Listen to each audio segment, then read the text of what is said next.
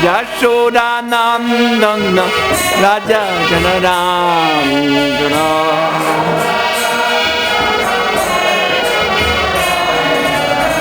Yashodanandana Raja Janarandana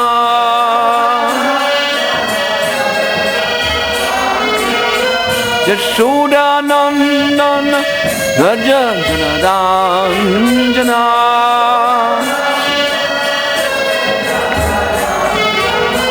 Jamuna Tira Amachari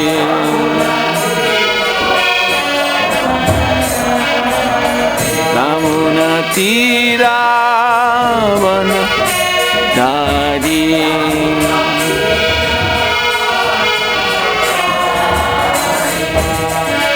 Radha Madhava Kunjabi Hari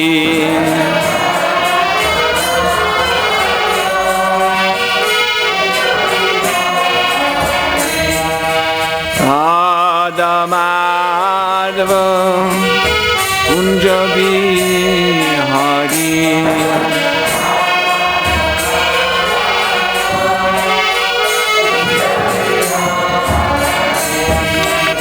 Radha Madhava Kunjabi Hari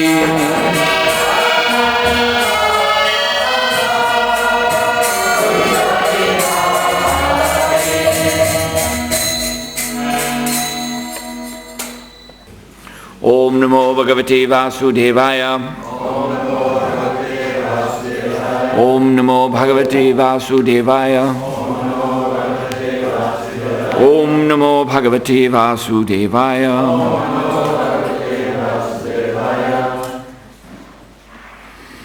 So this morning, fortunately, the verse is there on the board.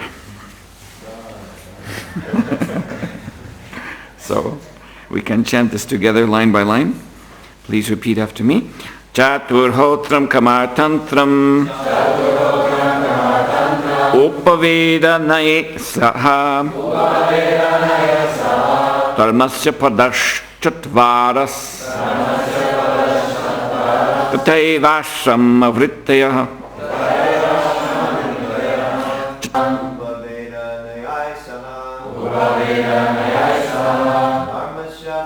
Translation and purport by His Divine Grace, Sri Bhaktivedanta Swami Srila Prabhupada Ki Jai. The four kinds of paraphernalia for conducting the fire sacrifice became manifest. The performer, the chanter, the offerer, the fire, and the action performed in terms of the supplementary Vedas. Also the four principles of religiosity, truth, austerity, mercy, and cleanliness, and the duties in the four social orders all became manifest. Purport. Eating, sleeping, defending, and mating are the four principles of material bodily demands, which are common to both the animals and human society. To distinguish human society from the animals, there is the performance of religious activities in terms of the social statuses and orders of life. They are all clearly mentioned in the Vedic literatures and were manifested by Brahma when the four Vedas were generated from his four mouths. Thus the duties of humankind in terms of the statuses and social orders were established to be observed by the civilized man. Those who traditionally follow these principles are called Aryans, or progressive human beings. Once more, this verse reads, Chatur hotram karma tantram upaveda nayai saha dharmasya padash chatvaras tatayvashrama vrittaya. Please repeat the translation after me. The four kinds of paraphernalia for conducting the fire sacrifice became manifest. The performer, the chanter, the offerer, the fire, and the action performed in terms of the supplementary Vedas. Also the four principles of religiosity, truth, austerity, mercy, and cleanliness, and the duties in the four social orders all became manifest. Mukam karoti bhachalam mangam langayate girim yat kripad namande Sri Gurun dinataranam paramananda madhavam. So, this is a very picturesque verse when linked with the verse of yesterday, that the four Vedas became manifest from the four mouths of Lord Brahma. And now today we are seeing how that manifestation practically appeared. That there are four kinds of paraphernalia for conducting homa, fire sacrifice. These are mentioned as the performer or the chanter of the mantras, the offerer, the one who pours the oblations into the fire itself, and the action performed in terms of the supplementary Vedas mentioned here in the verse Tantra, Karma Tantram, in the Upaveda. Yes. Also the four principles of religiosity, truth, austerity, mercy, and cleanliness, emanated from Brahma's four mouths, and the duties of the four social orders. And also important in this connection is what is known as Chatur Varga. Chatur means four, and Varga means goals of life. So this is Dharma, Artha, Kam, Moksha. In the Bhagavad Gita 6th chapter, in his purport, I believe, to text 20, around there, Srila Prabhupada also calls this Chaturvarga Purushartha. This is this is synonymous term. Together these four, Dharma, Artha, Kama, Moksha, may be called Purushartha, the goal of life. But Prabhupada stipulates in this purport that these are materialistic goals of life. Even though they have their origin in the Vedas. So Dharma means material religiosity. Artha means, of course, the wealth that comes from performing pious activities. When one performs pious activities, then that attracts opulence. And we're speaking of opulence in the Vedic sense. So this is all in the mode of goodness. Srila Prabhupada says the Varna Ashram Dharma, in general, the whole system exists in the mode of goodness. So therefore, the value system is sattvic.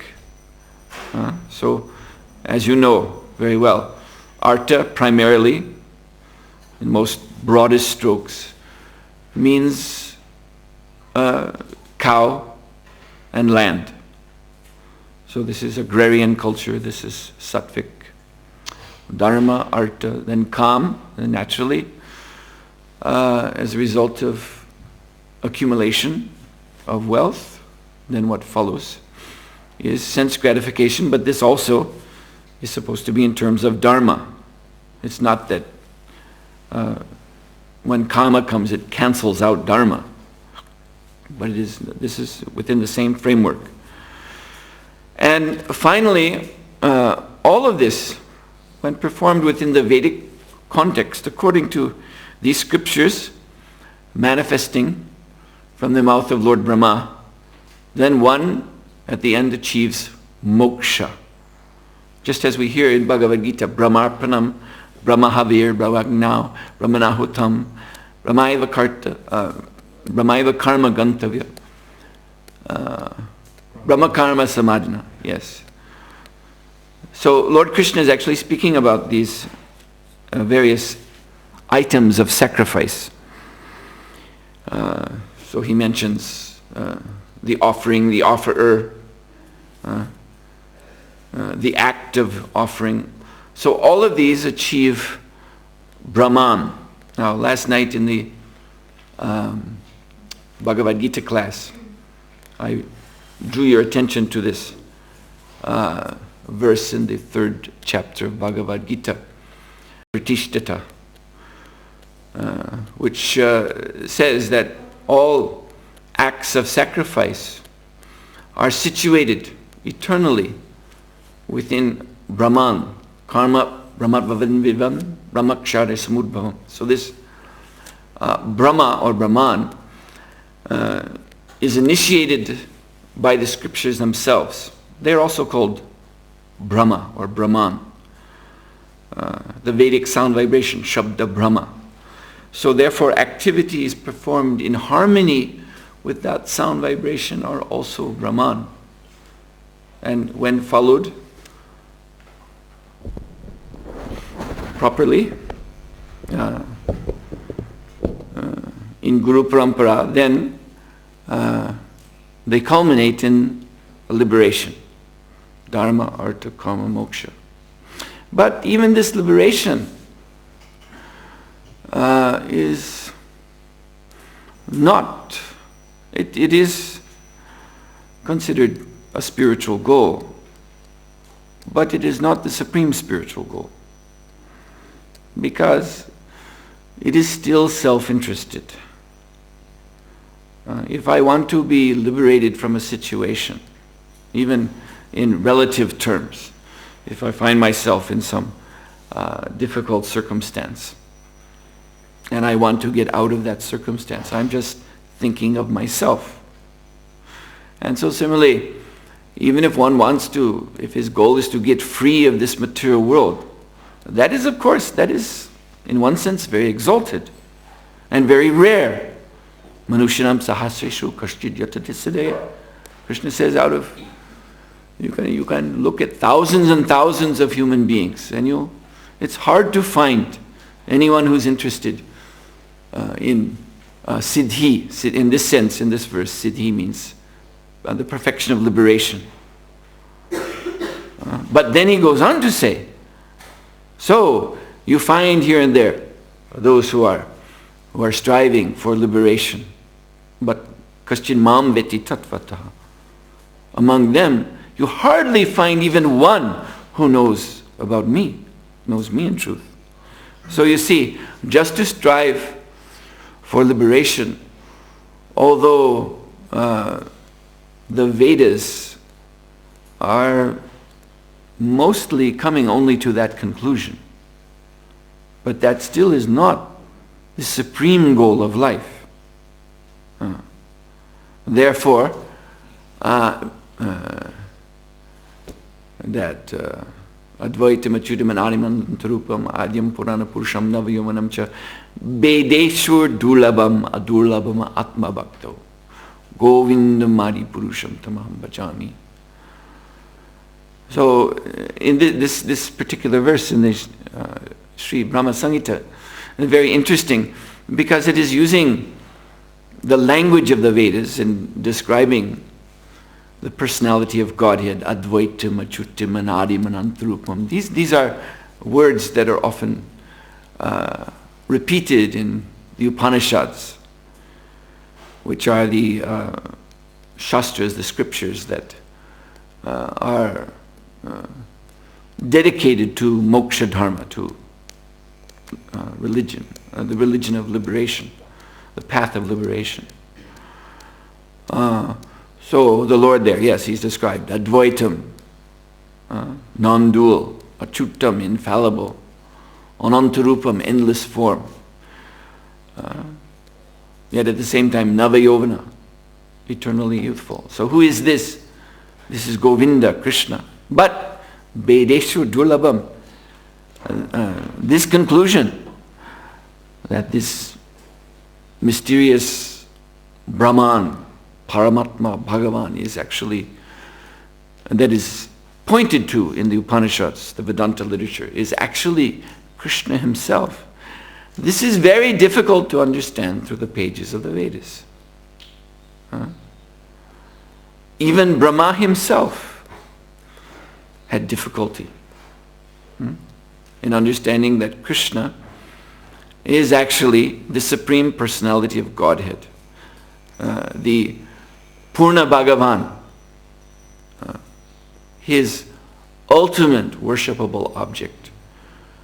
Because Brahma, he's, as I told you last night in the Gita class, it is explained that his, I believe this is in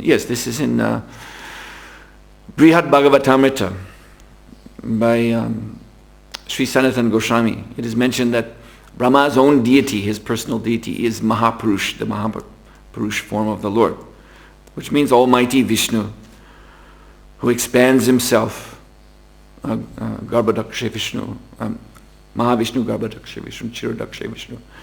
I explained this last night for the purpose of creation, maintenance, and destruction of the universe. And Brahma himself, the source of his position is Garbhodaksha Vishnu. He's the son of Garbhodaksha Vishnu, appearing from the Padmanabha, lotus navel. And Garbhodaksha Vishnu manifests the Mahapurush or universal form of the Lord. So this is his deity. So this is how he thinks of Bhagavan. So when he saw Krishna performing his pastimes in Vrindavan 5,000 years ago, he was doubtful. He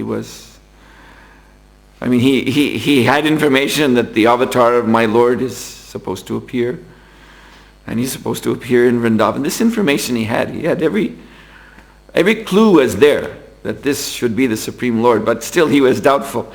But he's a cowherd boy, and he's just herding cows and playing with his friends, and it seems so ordinary. So therefore this Brahma Vimohana Lila, his attempt to test Krishna by stealing away the calves and Krishna's friends. And then in the end he could understand when he saw unlimited Narayan forms emanating from this little blue cowherd boy. Any one of those Narayan forms is for Brahma, God Almighty. And he saw countless coming out of the body of little Krishna. And then it is said he fell like a stick. Those four heads with their helmets, they clanked at the Lord's lotus feet. He fell like a stick paying his dandavats. And he began his prayers by saying, others may say that they know something about you, but I, Brahma, who is the origin of the Vedas, the giver of the Vedas in this universe, I must admit that I know nothing about your glories. So you see, again, as Krishna says in Gita, that these Vedas are mainly dealing with material subject matter. Triguna Vishaya Veda. Therefore, Nistraiguna Bhava Arjuna. Arjuna, you have to rise above this. So then beyond this Purushartha, Chatur Varga, there is what Prabhupada calls the fifth dimension. And that is, Srila Prabhupada terms this Purushartha Shiromani, and Prema Pumarto Mahan, it is called also. So Purushartha Shiromani. Shiromani means crown jewel. Yes, Purushartha.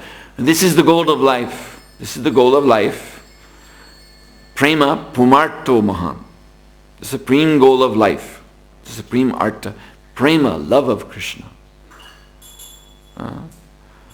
Purushartha Shiromani, but it is the supreme goal.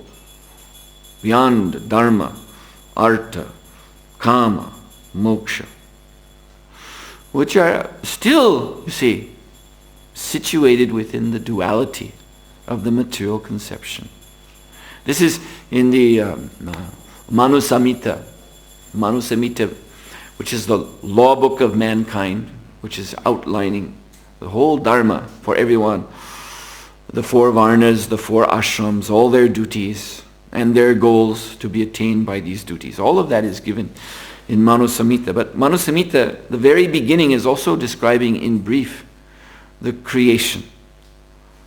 And Manu Samhita clearly says that the creation originates with the Supreme Personality of Godhead. And Manu Samhita says this whole creation exists within duality. So in Gita, Icha Dvesha Shmutina Dvandva Mohina Bharata. So all living entities are born into Dvandva Moha, into the illusion of duality. So you see, Manu Samhita begins admitting this. And Manu Samhita, by admitting this, is saying that also these rules of dharma that are presented in this scripture, so-called, the right way of life, as opposed to the wrong way of life. This is also part of that duality. You see? So Krishna says, Icha Dvesha Shmutena Dvanda Mohina Bharata. And then elsewhere, Dvav Imo Sargo Lokesmin, again talking about the Sarga, the creation. That in this creation there are 2 categories of living entities. Daiva and Asura. The saintly persons or pious persons, exemplified especially by the Devatas, the demigods, and they are opposed by the Asuras, the demons. So one is accepting Vedic Dharma and the other rejects. But this is the material world.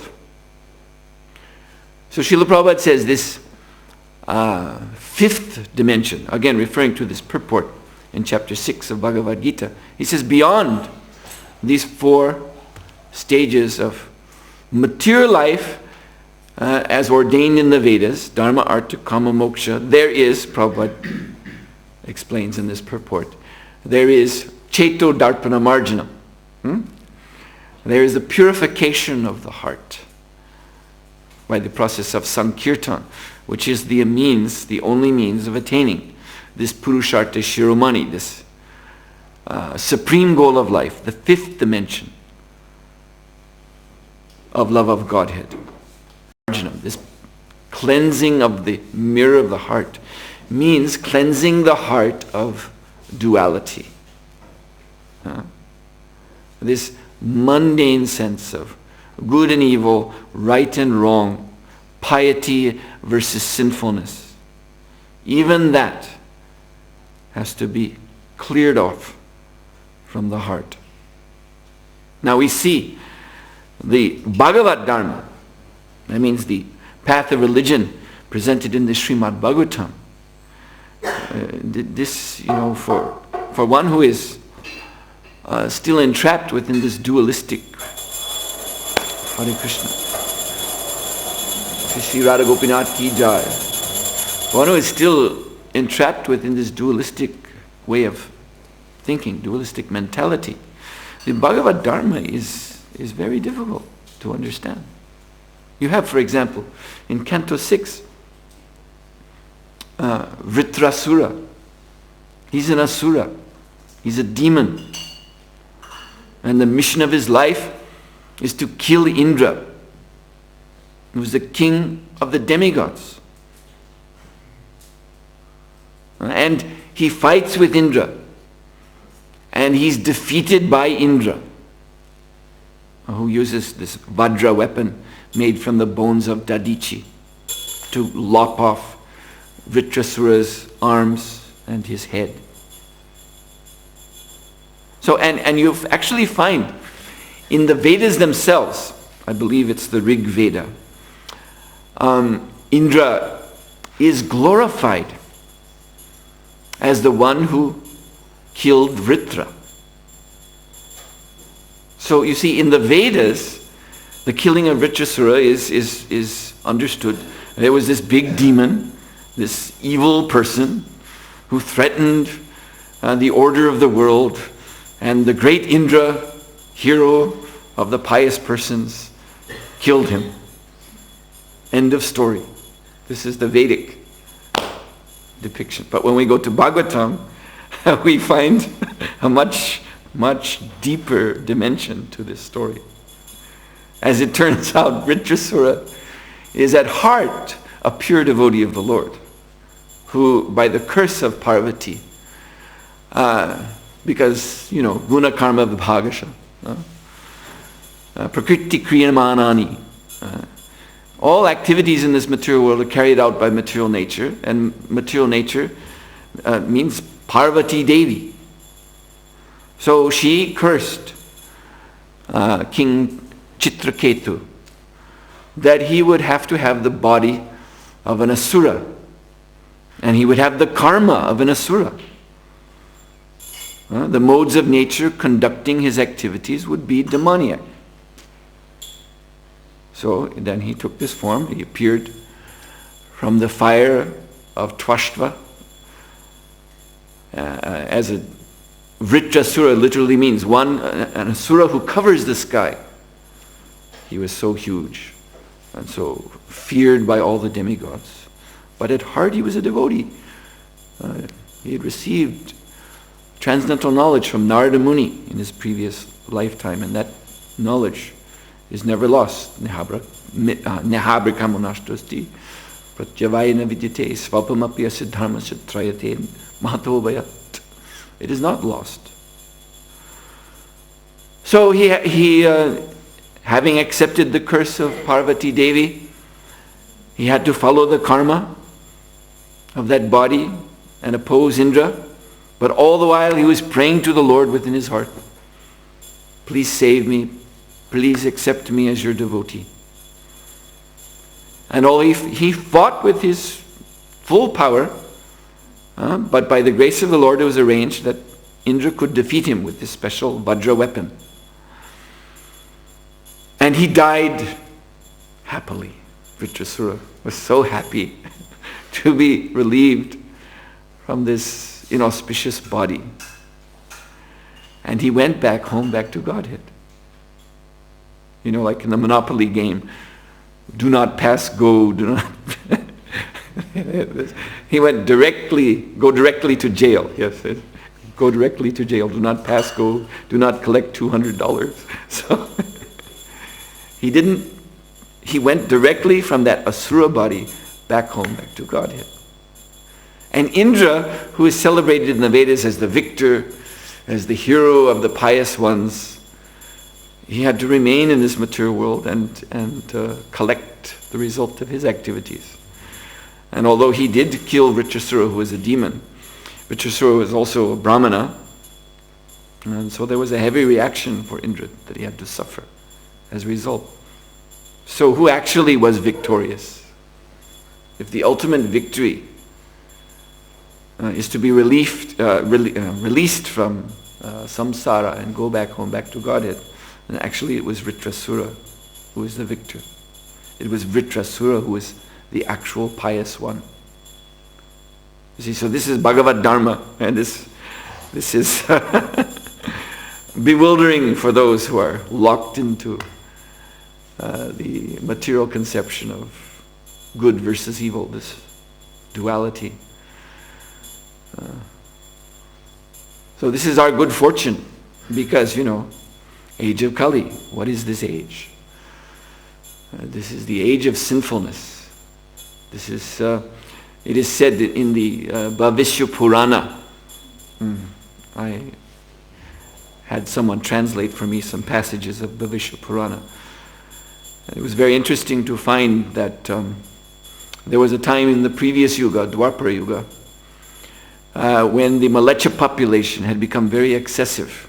I guess this was as Dwapara Yuga was coming closer and closer to Kali Yuga. Then more and more Malechas appeared on the earth.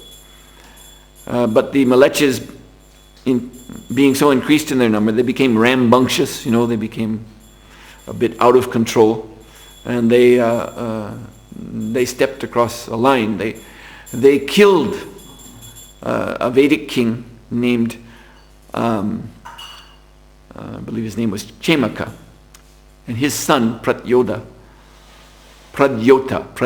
yes, that was his son's name. So his young son had to take over the rulership of the earth, and he called the Brahmanas and asked them, what is the fate of my father? He was killed by these Malechas, and they said, yes, that was an impure death. Because he died at the hand of Malechas, he's gone to hell. So what can I do about this? Well, we can perform for you a big yagya. It was actually a Malecha yagya, in the sense of a yagya in which, just like there was later on, Maharaj Janmanjaya performed a snake sacrifice, Sarpa yagya, in which the Brahmins called all the serpents to fall into the fire. So these Brahmins, they called all the Malechas from all over the world. And it's very interesting because their places are mentioned. You see, China, which today we say China, and Huna, and all these, the place of the Huns, and the islands in the ocean, where today you go to these islands in the Pacific Ocean, you find, yes, quite seemingly primitive people. So anyway, a whole list of different types of Malechas are mentioned. And so they were all brought by mantra, by the power of the Vedic mantras, to this tremendous fire kunda, and they were burned up in the fire of yagya. So that was good for them. That was good for them. A purified death. And this also relieved Maharaj Chemaka from his hellish condition, and he was promoted to heaven as a result. So the result of this, what happened after this Malecha Yagya, is that the personality of Kali, of course this was not his age, it was still Dwapara Yuga, but the personality of Kali, he's always there, he's always around. Because there's a story of, in the Puranas of Maharaj Nala, and that was in a previous age, but also the personality of Kali ruined him. It wasn't even Kali Yuga. So the personality of Kali, he's a Yuga Purusha, so these Yuga Purushas are always around. And they just have their particular age where they become prominent. So the personality of Kali, although it was not his age, because they were Malechas, so it can be said he's a demigod, because he does come from the line of Brahma's direct creation. So he's a kind of demigod, but demigod of sin. This is his business, is to be the manager of sinful activities. So with Malechas he had something to do. You see, he had some engagement.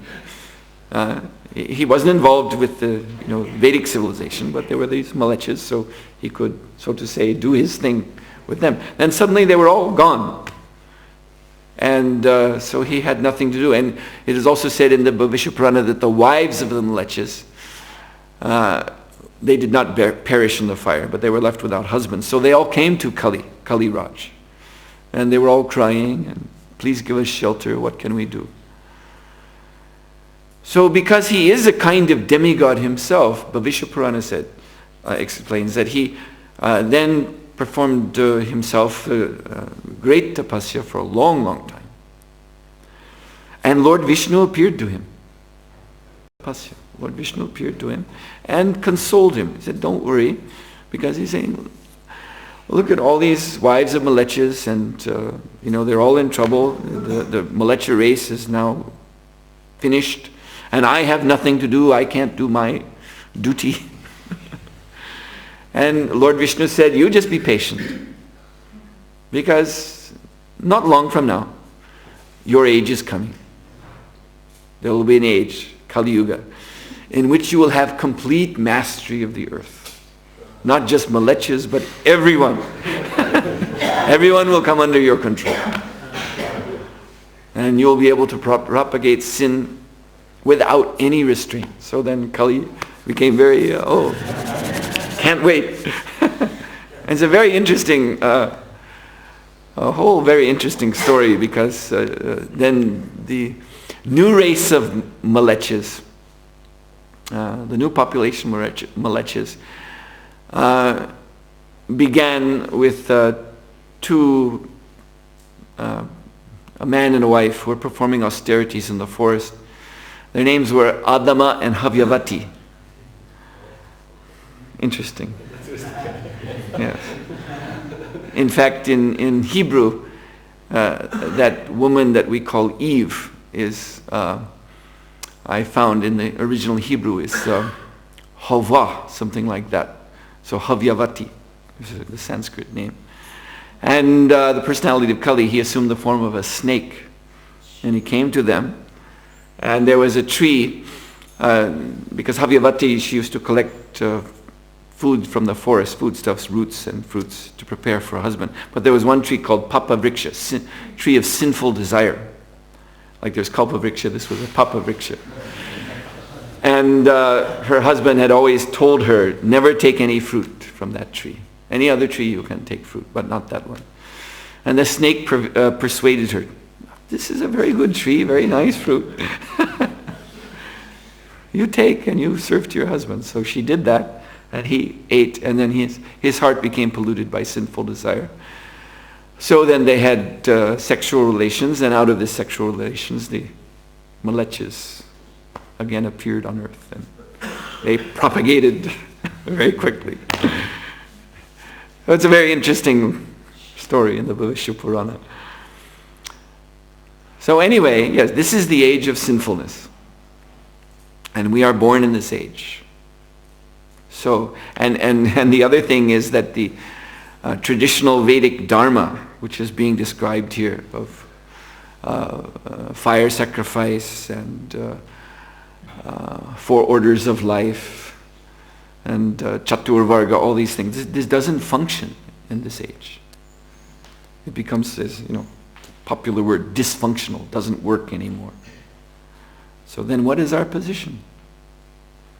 The Kali Santra Upanishad, the last verse, verse 11, Sarva Dharmam Parityaja.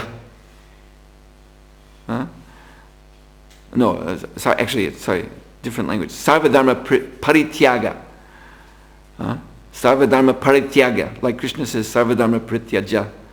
Krishna tells Arjuna, Sarva Dharma Parityaja, you give up all dharma and just surrender to me. Kali Santra Upanishad says, Sarva Dharma Parityaga, you have given up all your dharma in this Kali Yuga. There is no dharma. It's a kind of very interesting twist. In this Kali Yuga, there is no dharma. So Sarva Dharma Parityaga, sadhyo suchitamapuya sadhyo muchete iti Upanishad. But still there is a way, sadhyo muchete, to immediately become purified of this sinful condition of having been born in the Kali Yuga. Sadhyo muchete, you can become immediately purified, iti Upanishad. So says this Upanishad. And what does this Upanishad say? What is the centerpiece of this Upanishad? Hiranyagarbha Uvacha, Hare Krishna, Krishna Krishna, Hare Hare, Hare Ram, Ram Ram, Hare Hare. Iti Shodashakam Nam Kali Kalmashanashanam Nataparataro Paro, Sarva Vede Shuddhashati. That by chanting these 16 syllables of the Hare Krishna Mahamantra, then the effect of Kali Yuga is destroyed. The influence of Kali Yuga is destroyed. And you can look through all the Vedas and you will not find another remedy for the pollution of the age of Kali than this, the chanting of Hare Krishna Mahamantra. This is the center piece, the central message of this Upanishad. So yes, Sarvadharma parityaga. We're born into this age, so we have no dharma. That is our misfortune. But still there is a way out for us if we take to this chanting of the holy name. And Lord Chaitanya Mahaprabhu, we are so fortunate, he has come in this particular Kali Yuga to saturate the syllables of the holy name with his own Gaura Prema, his own love of Krishna, because he has Radha and Krishna in one golden personality. Sri Krishna Chaitanya, Radha Krishna Nahayanya. So in other Kali Yugas, in which the original Chaitanya Mahaprabhu does not appear, the Yuga Dharma is there.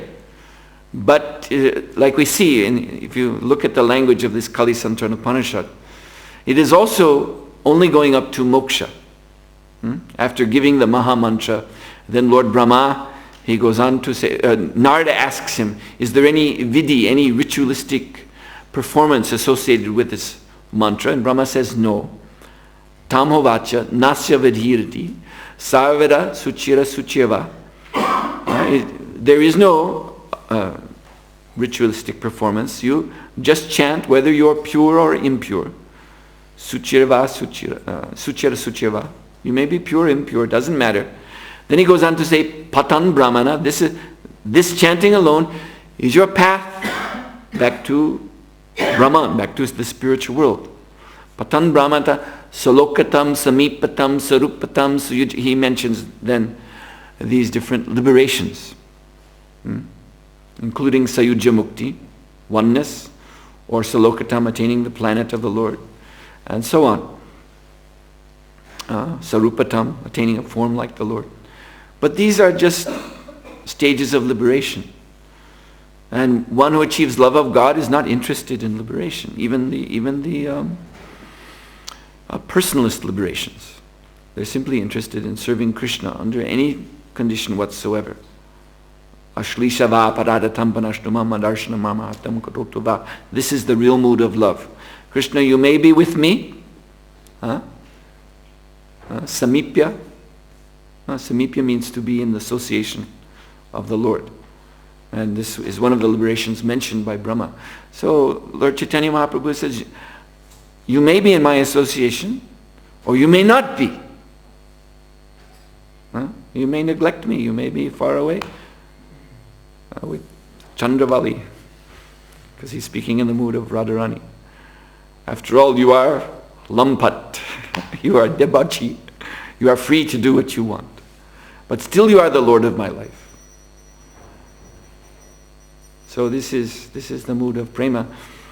So this is beyond moksha. In other yugas, Kali Yugas, the chanting of Hare Krishna permits one to achieve moksha in spite of the disqualifications of this age. But in this particular one Kali Yuga, throughout the whole day of Brahma, in which the original Lord Gauranga has appeared, taking the role of the Yuga avatar, one may achieve pure love of Godhead, Krishna prema, by this Sankirtan process. So again, Vedeshu Durlabham. It is very difficult to know this through the pages of the Vedas. But Adurlabham Atma Bhakto, through pure devotion of the self, then it becomes easy to understand. So I'll stop here. Thank you very much. Hare Krishna. Would there be one question? Yes? So if someone goes to the planet of Vaikuntha, he has some love to God, but it's not exactly Krishna Brahma. Which is the... Yes, to achieve. You see, Prabhupada Srila Prabhupada explains, and also there's that book Brahman and Vaishnava by Srila Bhaktisiddhanta Saraswati Thakur. Also, I remember from there too. That is explained that in Vaikuntha Dham, the main bhav, or the predominating mood of devotion is the dasya ras. So, but in Goloka Vrindavan, the predominant mood is Madhura rasa. And it may be said that, well, the other rasas are there, Krishna's friends are there, and even cows are there who are in the Shanta ras, and servants are there. But you see, they're all, the center of their activity is also the Madhura Lila of Shri Radha and Krishna. Just like Krishna's cowherd friends, yes, they are in Sakya Ras with Krishna, but they're bringing Krishna because they're brothers of gopis. So brother and sister, they can talk, they can also meet and talk. So the gopis who are desirous of meeting Krishna, they talk to their brothers who are Krishna's friends. They give their brothers notes. Meet me at such and such kunja tonight at such and such hour. And so the friend delivers this message. So the friends are serving Krishna's enjoyment, which is in the Madhura Ras. Permanent mood in Goloka Vrindavan. And that is only achievable, by Lord Chaitanya's mercy. Okay? So thank you very much. Srila Prabhupada ki jai.